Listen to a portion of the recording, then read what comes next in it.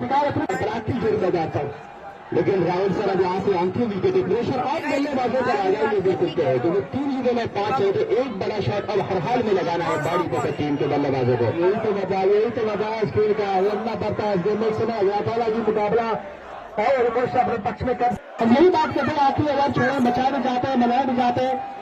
किस प्रकार का आप फाइनल मुकाबला ढूंढ रहे हैं, तो इसी प्रकार फाइनल मुकाबला देख रहे हैं।